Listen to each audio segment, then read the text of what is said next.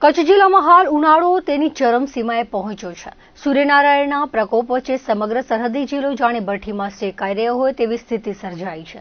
પારો સતત 40 ડિગ્રીની ઉપર રહેતા જનજીવન તોબા પોકારી ઉઠ્યું છે। એક તરફ આકરી ગરમીને કારણે પાણીનો વપરાશ વધ્યો છે અને બીજી તરફ તીવ્ર તાપને લીધે જળાશયોમાં બાષ્પીભવનની પ્રક્રિયા પણ તેજ બની છે। આ પરિસ્થિતિમાં સૌથી ચિંતાજનક બાબત એ છે કે જિલ્લાની જીવાદોરી સમાન મધ્યમ સિંચાઈ યોજનાના ડેમોમાં પાણીનો સંગ્રહ હવે મર્યાદિત રહ્યો છે। વિધિવત ચોમાસું શરૂ થવાના હજુ પણ પખવાડિયાથી વધુનો સમય બાકી છે, ત્યારે ઘટતા જતા જળ સ્તરે વહીવટીતંત્ર અને નાગરિકો બંનેની ચિંતામાં વધારો કર્યો છે। જિલ્લાના વિવિધ તાલુકાઓના ડેમોના આંકડાકીય વિશ્લેષણ પર નજર કરીએ તો ભુજ તાલુકાની સ્થિતિ સૌથી વધુ ગંભીર જણાય છે। ભુજ પંથકના કાયલહા ડેમ અત્યારે સંપૂર્ણપણે ખાલી થઈ ગયો છે, જેમાં પાણીનો જથ્થો 0% પર પહોંચી ગયો છે। તેવી જ રીતે જિલ્લાના સૌથી મોટા ડેમોમાં જેની ગણના થાય છે તેવો રુદ્રમાતા ડેમ અત્યારે માત્ર 3.39% પાણી સાથે મૃતપ્રાય અવસ્થામાં છે। આ ડેમ પર આશ્રિત અનેક ગામો અને પશુપાલકો માટે હવે આગામી દિવસો કસોટી ભર્યા બની રહેશે। મુંદ્રા તાલુકાના ગજોડ ડેમમાં પણ માત્ર 4.41% જેટલો જ અલ્પ જથ્થો બચ્યો છે, જે સૂચવે છે કે જો વરસાદ ખેંચાશે તો આ વિસ્તારોમાં જળ સંકટ ઘેરું બનશે। નખત્રાણા તાલુકામાં પણ મથલ અને નિરોણા જેવા ડેમોમાં પાણીનો જથ્થો 10%થી પણ નીચે ઉતરી ગયો છે। જો કે રાહતની વાત એ છે કે અંજારનો ટપ્પર ડેમ 88.46% અને મુંદ્રાનો કારાગુગા ડેમ 86.35% પાણી સાથે હજુ પણ સદ્ધર છે, જે પંથક માટે આશાનું કિરણ છે। અબડાસા અને લખપત જેવા અંતરિયાળ વિસ્તારોમાં મધ્યમ સિંચાઈ યોજનાઓમાં 50 થી 60% જેટલો જથ્થો ઉપલબ્ધ હોવાથી ત્યાં હાલ પૂરતી રાહત છે, પરંતુ ખેતીવાડી અને પશુપાલન પર નિર્ભર કચ્છના અર્થતંત્ર માટે ડેમોનું ખાલી થવું એ ભયજનક નિશાની છે। ઉનાળાના આ અંતિમ તબક્કે પાણીના બાકી બચેલા જથ્થાનું આયોજનબદ્ધ વિતરણ કરવું અનિવાર્ય બન્યું છે। વરુણદેવ ક્યારે મહેરબાન થાય છે અને ડેમોમાં નવા નીર ક્યારે આવે છે તેની ચાતક નજરે રાહ જોવાઈ રહી છે। અત્યારની સ્થિતિ જોતા એટલું ચોક્કસ કહી શકાય કે જો આગામી દિવસોમાં મેઘરાજાની એન્ટ્રીમાં વિલંબ થશે તો કચ્છના અનેક ગામડાઓમાં પીવાના પાણી માટે ટેન્કરો દોડાવવાની નોબત આવી શકે છે। ભુજ તાલુકાના ગંડેર ગામમાં આવેલી સરકારી ગૌચરની જમીન પર કેટલાક શખ્સો દ્વારા ગેરકાયદેસર રીતે દબાણ કરી કબજો જમાવવામાં આવ્યો હોવાની ફરિયાદ સાથે ગ્રામજનોએ જિલ્લા કલેક્ટરને આવેદનપત્ર પાઠવ્યું હતું। ગંડેર ગામના રહેવાસીઓએ કરેલી રજૂઆત મુજબ ગામના સર્વે નંબર 197, 198, 199 પૈકી 1 અને 199 પૈકી 2 વાળી ગૌચરની જમીન કે જે પશુઓના ચારણ માટે અનામત છે, તેના પર સ્થાનિક શખ્સોએ પેશકદમી કરી છે। દબાણકર્તાઓએ પોતાની ખાનગી જમીન સાથે સરકારી ગૌચર અને જાહેર રસ્તાની જમીન બેડવી દીધી હોવાનો આક્ષેપ કરવામાં આવ્યો છે। ગ્રામજનોના જણાવ્યા અનુસાર જ્યારે આ બાબતે વિરોધ કરવામાં આવ્યો ત્યારે તેઓને જાનથી મારી નાખવાની ધમકી આપી માનસિક ત્રાસ ગુજારવામાં આવ્યો હતો। આ મામલે ગુજરાત લેન્ડ રેવન્યુ કોર્ટ અને ભારતીય દંડ સંહિતાની વિવિધ કલમો હેઠળ કાર્યવાહી કરી તટસ્થ સરકારી માપણી કરાવીને તાત્કાલિક ધોરણે ગેરકાયદેસર દબાણો દૂર કરવાની ઉગ્ર માંગ કરવામાં આવી છે।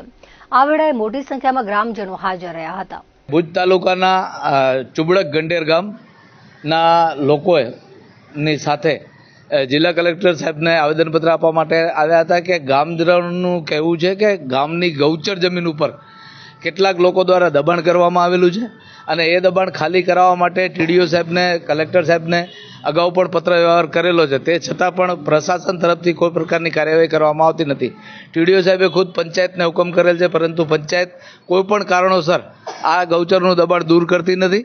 આ સંપૂર્ણ દબાણ દૂર કરવાની જવાબદારી પંચાયત અને ક્યાંક ને ક્યાંક આ જમીન ઉપર જે દબાણો લોકોએ કરેલા છે એ માથાભારે તત્વોના કારણે પોલીસ જે છે એ હરકતમાં આવે છે અને ક્યાંક ને ક્યાંક પોલીસ પ્રશાસન જે ગ્રામજનોને દબાણકર્તાઓના ભૂમાફિયાઓના કહેવા ઉપર હેરાન કરે છે, જેના સામે જો આપના માધ્યમથી કચ્છ જિલ્લાના સંબંધિત તમામ પ્રશાસનને અમે અહીંયાથી આહવાન કરીએ છીએ કે જો 15 દિવસની અંદર આ સમસ્યાનો ઉકેલ નહીં આવે તો 15 દિવસ પછી ગ્રામજનોને સાથે રાખી અને ગામમાં જ આંદોલનનું નિર્માણ કરવામાં આવશે। ચુબડક ગંડેર ગામના લોકો સાથે ગૌચર જમીન ભૂમાફિયાથી છોડાવવા માટે કલેક્ટર સાહેબને રજૂઆત કરવા માટે આવ્યા હતા।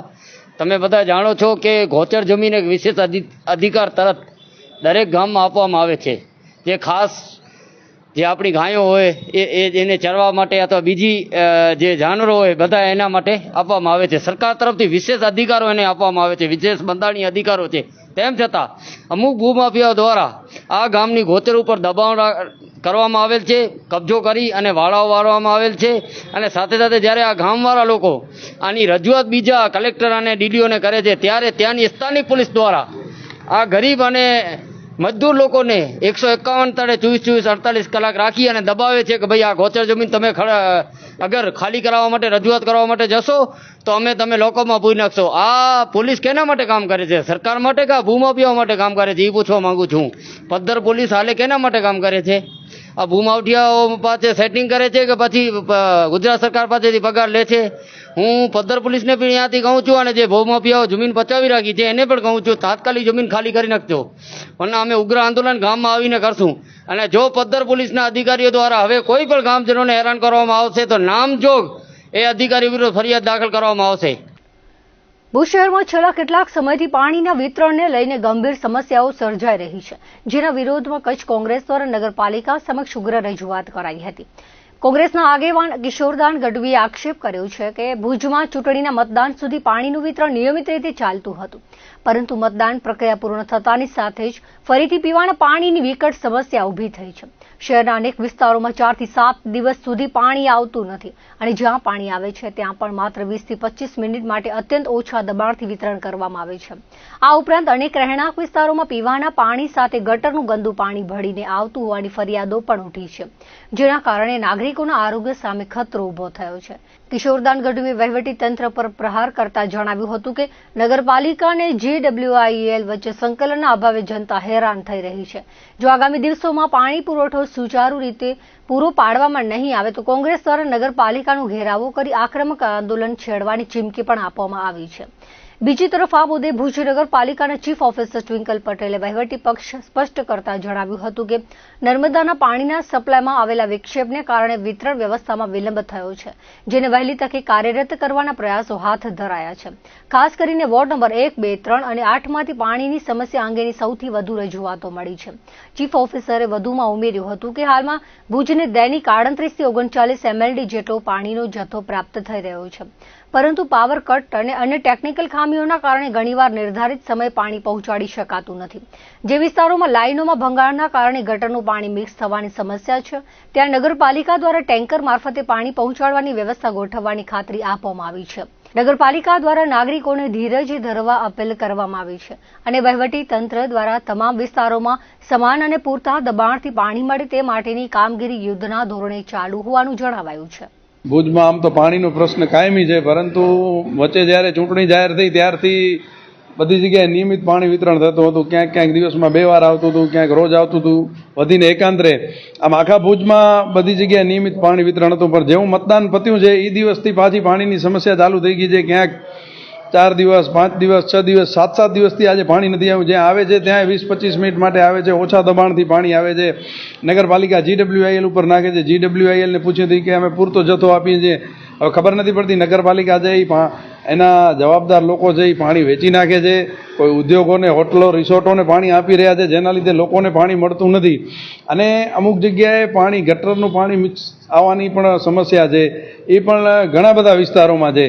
એટલે આ જે પ્રશ્ન છે ગટરનું પાણી અને નિયમિત પાણી વિતરણ, આ બાબતે અમે આજે રજૂઆત કરી હતી અને માંગ કરી છે કે તમામ વિસ્તારોમાં નિયમિત પાણી વિતરણ થાય. એ બાબતે જે અમુક એવા પ્રશ્નો છે ટેકનિકલ કે જેના નિરાકરણ નથી થઈ રહ્યું, પરંતુ ખબર નથી પડતી નીચેથી ઉપર સુધી ભાજપની સરકાર છે, ભુજમાં ધારાસભ્ય, સાંસદ ભાજપના છે, અમુક વહીવટી નાના પ્રશ્નો છે જેનો ખરેખર નિકાલ તરત આવી જવો જોઈએ, પરંતુ સંકલન ન હોવાના લીધે કે પદાધિકારીઓમાં ઈચ્છા શક્તિ નથી, એના લીધે નાના પ્રશ્નોના લીધે આજે હજારો લોકોને મુશ્કેલીઓનો સામનો કરવો પડી રહ્યો છે.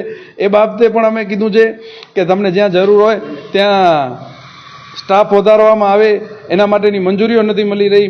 અમુક જે છે કનેક્શનો, લાઇટના કનેક્શનો મોટા કરવાની વાત છે, એના માટે મંજૂરી નથી મળી રહી. આ બાબતે હું વિનંતી કરીશ ભુજના ધારાસભ્યને અને સાંસદને કે આ વહીવટી પ્રશ્નો છે આપ પણ મધ્યસ્થી કરી અને એના ઉકેલ લાવો. તમારાથી ન થાય તો અમારે ના છૂટકે એ બાબતે પણ લડત ચાલુ કરવી પડશે. અને જો પાણી વિતરણ નિયમિત નહીં થાય તો આ બાબતે આગામી દિવસોમાં કોંગ્રેસ આકરા પાણીએ જે પણ પગલાં લેવા પડશે એ લેશે અને નગરપાલિકાને ઘેરાવ કરશે.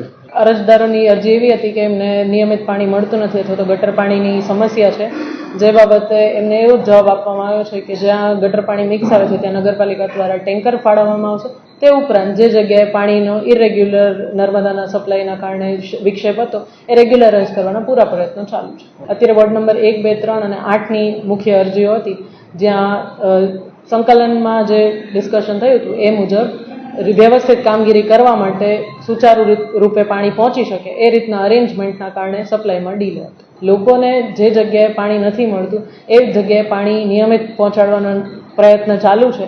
એ સિવાય ઘણી વખત પાવર શટડાઉનના કારણે અથવા તો ટેકનિકલ કમીના કારણે પાણી પહોંચી શકતું નથી, તો ડીલેમાં પાણી મળે છે, જે આપણે રેગ્યુલરાઇઝ કરવાનો પૂરો પ્રયત્ન ચાલુ છે. ગત 11મી મેના ભીમ આર્મી ભારત એકતા મિશન સંગઠનની સમીક્ષા બેઠક યોજાઈ હતી, જેમાં ખાસ કરીને સંગઠનને મજબૂત બનાવવા અને કચ્છના પ્રાણ પ્રશ્નો માટે વિશેષ ચર્ચા કરવામાં આવી હતી. મીટિંગમાં જિલ્લામાં પ્રાથમિક મુદ્દા પર ચર્ચા કરવામાં આવી હતી, જેમાં સમાજમાં દારૂનું દૂષણ અને અનેક ઘર પરિવાર બરબાદ થઈ રહ્યા છે તે એક ગંભીર બાબત છે. જિલ્લામાં ગેરકાનૂની ચાલતી પ્રવૃત્તિ પર રોક લગાવી, આ સાથે શિક્ષણ આરોગ્યની સમસ્યા અંગે ચર્ચા કરાઈ હતી. સાથે સંગઠનમાં નવા સભ્યો નિમણૂક કરવામાં આવ્યા હતા. મીટિંગમાં ભીમ આર્મી ગુજરાત ઉપાધ્યક્ષ, કચ્છ જિલ્લા પ્રમુખ, મહિલા મંત્રી, કચ્છ જિલ્લા પ્રભારી, જિલ્લા ઉપાધ્યક્ષ સહિત ભીમ આર્મીના કાર્યકરો જોડાયા હતા. રાપર તાલુકાના ફતેગઢ ગામે ચારણા માતાજી મંદિર ખાતે પ્રાવથડ વિસ્તાર મેઘવાડ સમાજ સમૂહ, લગ્ન સમિતિ અને પ્રાવથડ વિસ્તાર મેઘવાડ સમાજ સેવા ટ્રસ્ટ દ્વારા આયોજિત દ્વિતીય સમૂહ લગ્ન ઉત્સવ 2024માં રાપરના ધારાસભ્ય અને કચ્છ જિલ્લા રાજપૂત ક્ષત્રિય સમાજ પ્રમુખ વિરેન્દ્રસિંહ બહાદુરસિંહ જાડેજા ઉપસ્થિત રહી નવયુગલોની શુભેચ્છા સહ અભિનંદન પાઠવ્યા હતા. ફતેગઢ સંત હરી સાહેબની જગ્યાએ 5 લાખ રૂપિયાની રકમ ગ્રાન્ટ ધારાસભ્યમાંથી ફાળવવામાં આવી હતી. આ પ્રસંગે જિલ્લા પંચાયત સદસ્ય જયદીપસિંહ જાડેજા, કાનાભાઈ ભીખાભાઈ ગોહિલ, બબીબેન સોલંકી, કેસરબેન બગડા સહિત રાજકીય અને સામાજિક આગેવાનો અને બહોળી સંખ્યામાં સામાજિક અગ્રણીઓ અને લોકો ઉપસ્થિત રહ્યા હતા. નખત્રાણાના પિયોણી નીલકંઠ આશ્રમ ખાતે વિશ્વ કલ્યાણ શાંતિ અર્થે 26 એપ્રિલથી 21 દિવસ પંચદુની અગ્નિ તપસ્યા લઘુ મહંત આયુષ ગિરીજી દ્વારા થઈ રહી છે. તેમાં ગુજરાતના નામાંકિત કલાકાર નિરંજન પંડ્યા દર્શનનો લાભ લીધો હતો. રાત્રે સંતવાણીમાં તેમણે કહ્યું કે પિયોણી તપોભૂમિ છે, અહીં ભગવાન સદાશિવ બિરાજે. અનેક સંતો મહંતોએ તપ કર્યા છે, ત્યારે સંતોની તપસ્યાનું ફળ ભક્તોને મળે છે. દરેક શિવ ભક્તોએ આ તપસ્વી સંતના દર્શનનો લાભ લેવો જોઈએ. મહંત હંસગીરીજીએ જણાવ્યું હતું કે વિશ્વ કલ્યાણના શુભ સંદેશ સાથે આદરેલી આ તપસ્યા અનેક સંતો ગુજરાતમાંથી પધારીને દર્શનનો લાભ આપે છે અને અનેક શિવ ભક્તો દરરોજ દર્શન કરવા ઉમટી પડે છે. 16 મે અમાસને શનિવારે તપસ્યા સમાપ્ત થશે, ત્યારે કન્યા ભોજન, મહાપ્રસાદ અને રાત્રે ભવ્ય સંતવાણી યોજાશે. તેનો લાભ લેવા વાયક આપ્યું હતું. તો દર્શક મિત્રો, હતા ત્યાર સુધીના કચ્છ ઉદય ટીવી સમાચાર. ફરી મળીશું નવા સમાચારો સાથે, નવી અપડેટ સાથે. ત્યાં સુધી મને રજા આપશો. નમસ્કાર.